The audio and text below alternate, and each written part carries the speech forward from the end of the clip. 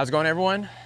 Ironworks Speeding Custom Legacy Chevelle update. And I gotta tell you, Roger's a little bummed out on this update because we're missing a couple cars. So the shop is not looking as influential as it had been in the past with all these Chevelles. So Roger, give us the update. Well, we got two cars that went to paint, so they're not here. One's gone up north and one's gone to Las Vegas. So we're working on getting those painted. We should see them in 90 days, somewhere in there. And that will make for things that are exciting. Tell me about the 90, okay, so a lot of guys in the muscle car community, you just said 90 days. That is hard to believe. Sure. Tell us about that. What, like, you have definitely gone through and try to find the right people to keep up with your schedule, correct? Yep. Okay, so. The goal with these cars has always been not to make this super car with a six-figure paint job on it. They're nice. It's nice. It flows well, does all those types of things. But I'm also not trying to make full-on show cars that people are scared to drive. If you want to make that, we'll go even further. But we want, the intention of these cars is to be driven. Yeah, and we're putting it, and you have to understand that we're a shop that deals with six-figure paint jobs on the regular basis. Yeah, so it's and not so that our you level can't. of top quality is usually six figures with a number in front. Like, it's very expensive. Yeah. And so as we go through it, that's where we're wanting nice paint jobs. We're doing those types of things. We're spending $10,000 on materials on these cars. I know, $10,000 in materials, but that's what we're trying to shoot for. So you want good quality paint jobs, but you don't want insanely crazy to where someone that is purchasing, actually having you build the car or purchasing one into the cars, you don't want it to be so extravagant to where it's trailered. You want them driven. Yep. So good. Trailers are for boats. So, but that's what we're trying to do. If some guy's like, hey, I want to make all this stupid, crazy stuff, then yeah, we'll do all the stupid, crazy stuff if that's what you want to do to your Chevelle. That's fine.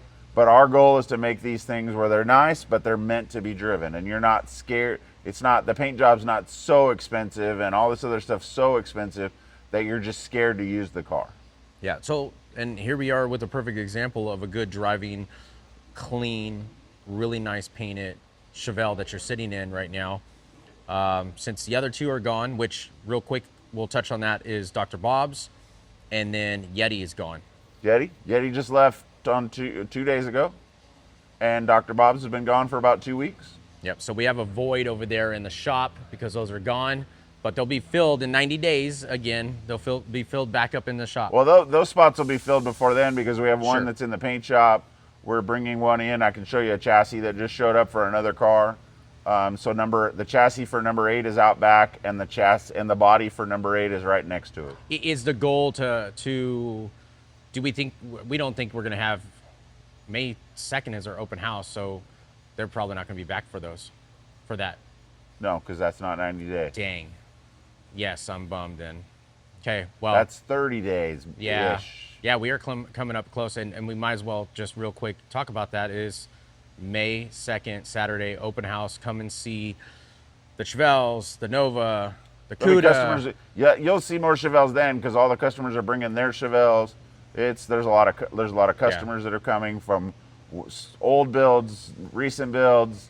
There'll be all kinds of cars here. Okay. So where are we at with this one? I know you've been working on some testing and tuning, just getting this one prepped and ready for a new owner to adopt it. Yep. Where are we at with it? So last week we shot a video feature for Modern Rotting Magazine. We've left a few things in here with exposed carbon in case the guy wants to keep that look since we kept that under there. We're also waiting for Cato to come and wrap the dash. So there's a nice little stitch that goes up here, and so it takes some actual upholstery talent to get that part done. So we have it mocked up with end caps that go on it in leather. We set the car out, had it aligned. We've been tuning on the engine and the transmission, and we've got that pretty much dialed. We just need to get it where the torque converter will stop locking up in every gear. That must be a GM thing. It's kind of annoying. We tuned it out of the first one, and this TCU doesn't seem to be cooperating quite as much. Okay. So other than that, we've just been putting some miles on it, get it broke in. The other thing is since it's being sold to a client as a finished new car, we don't want to deliver it with 1,500 miles on it. Yeah. So we've been doing that. We've put all of our focus in the past couple of weeks into getting the other 2 Chevelles out of here, getting preliminary wiring, because Chris Yeti's car has a Holley ECU, which we have not run in the past. Okay. And so that one is in that car, and so we had to get some things laid out in that. The other thing is to do the 90 days, we're delivering cars that don't need metalwork. So that's a huge variable, is that the painter doesn't get the car and go, oh, I got to pull this out and shrink this and stretch this. And there might be, there might be a little bit, but the intention is that they're getting a car that's pretty close to ready to starting the process. For paint. And for paint. And so that's going to speed things up. Plus, we're also agreeing to provide them with more cars in a row.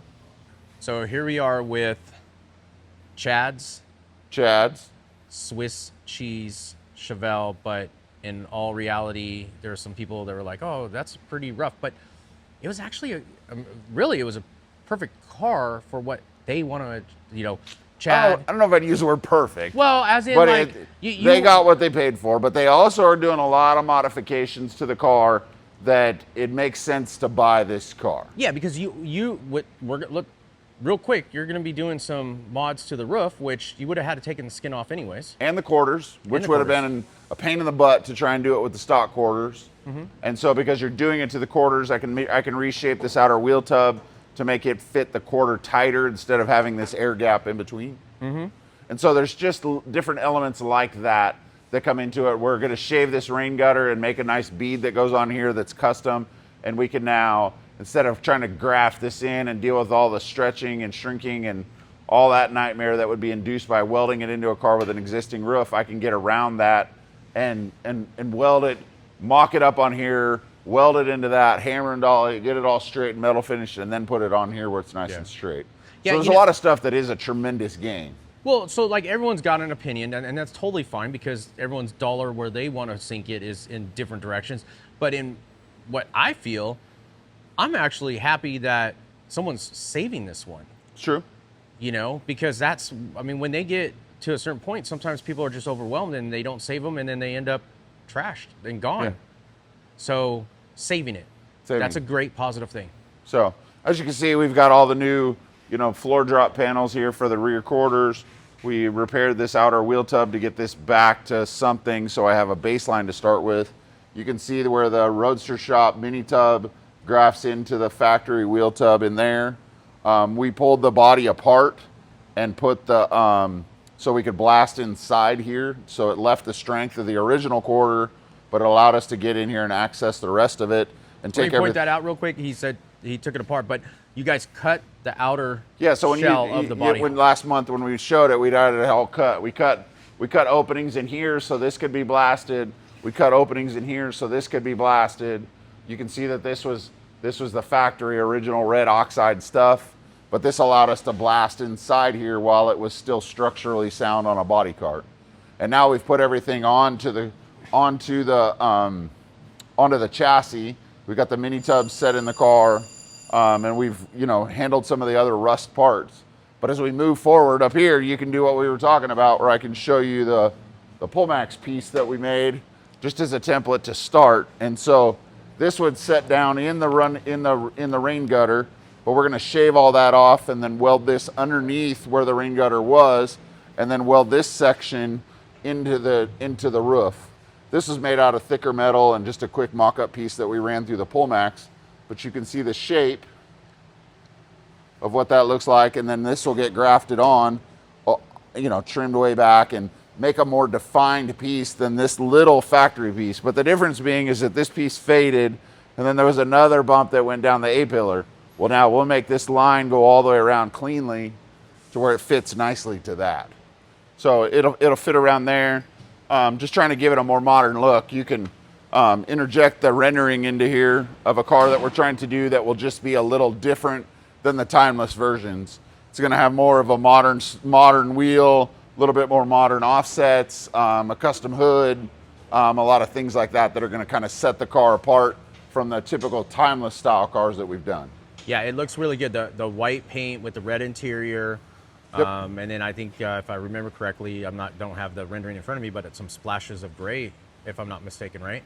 The splashes of carbon is what's on there. Carbon, there you go. Yeah, so the bumpers are black and the lower front valence, and then the insert in the hood, pieces like that. Yeah. So as you look in the back, you can see the firewall that we already have produced, that we've die stamped the middle already before it gets welded into the car.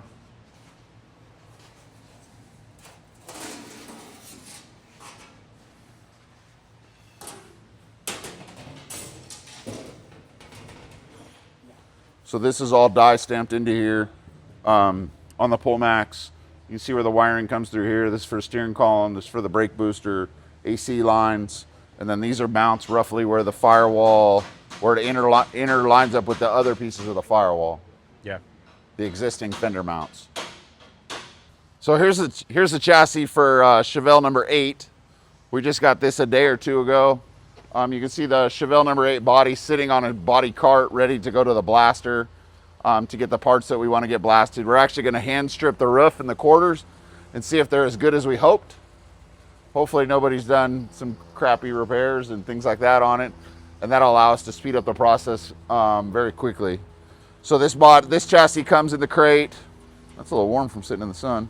With a firewall already laser cut by the Roadster shop, and then we would Pullmax our pieces into it.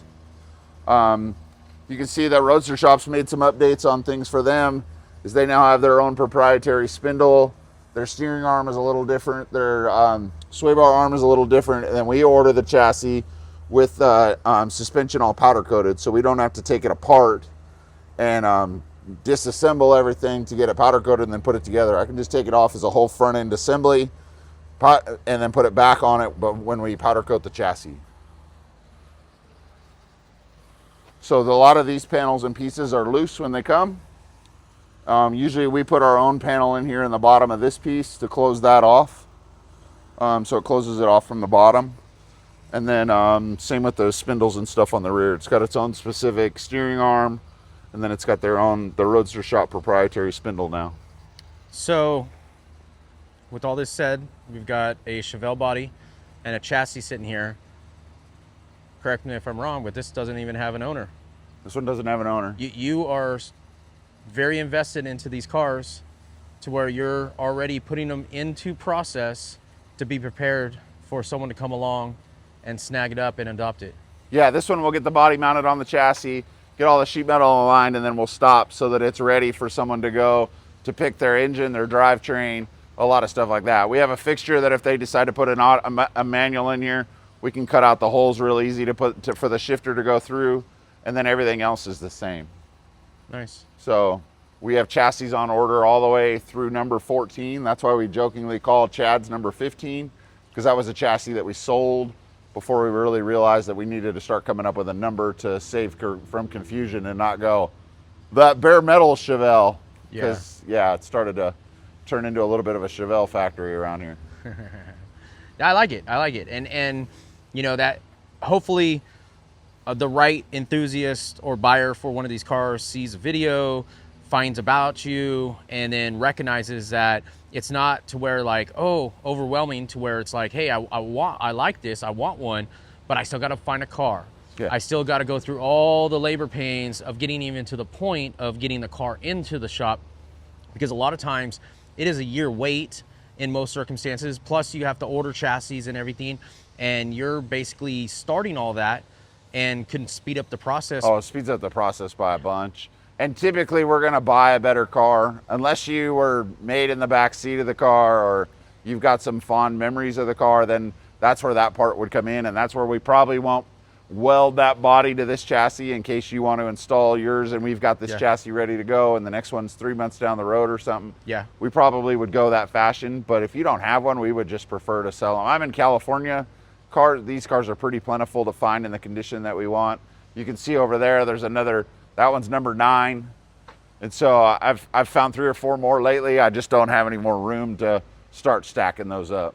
Yeah, and so the reality of this is that a guy that's interested in one of these Chevelles probably is not going to identify and see the value of that car because it's too, I mean, when you look at it, you're like, oh, it's too far from even being what I want to be driving daily. But you can see the vision, and you're also you know what to look for to find the value. Well, yeah, because like that's an original paint car. Yeah. So I know that I know what I'm looking at. Like you can see what that is.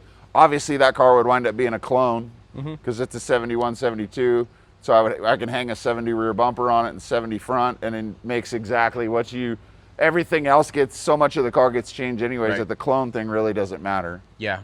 So the year, unless you're just like, hey, I gotta have a 70 and the title needs to say 70, well then you can pay 20 grand more for a 70 because that one's a titled 70. Yeah. Because that was a 70. And so we can just kind of do that. And that's where it gets overwhelming because you can find a 71, 72 Malibu at a dollar figure, but then when you start looking at 70s, they're another dollar figure, and if you're looking at a true SS, that's even another dollar figure that you have to figure out where you want to land on the pedigree of your car. Yeah, and you really, the real SS thing really isn't going to matter. No, not for what there's you're nothing building. About it that's SS anymore. Yeah. Nothing at all. But buying the car, the price tag comes with the pedigree, when instead what you're building is it's a legacy. It's a legacy Chevelle, anyways. It's good, or it will be. Right. So that's where we start with that stuff. And you know, this one I found on a Saturday, and I had to convince my daughter to go with me 2 hours away to go get it, and I had to buy her a pair of Nikes to get her to go with me. So we ran up there Saturday morning when it popped up on the internet, and had it secured that afternoon because the deal was solid. So how do people find you? Just email us through our shop website contact page. That's the easiest way. It's going to have you answer a few questions, send you to the right person, and we'll get right back to you. So It's going to be quicker than waiting until we check the answering machine, waiting until we sift through all the spam calls, do all that other stuff. Just email us and we'll get right back to you. We can answer all your questions and do that stuff and arrange a time that's convenient for, you know, a lot of guys just have basic questions to get started, and then eventually we'll transition to the phone if that's what you want or whatever you need. Okay, guys, thanks for all the support and thanks for watching. We'll see you guys on the next one. Thank you. Have a good day.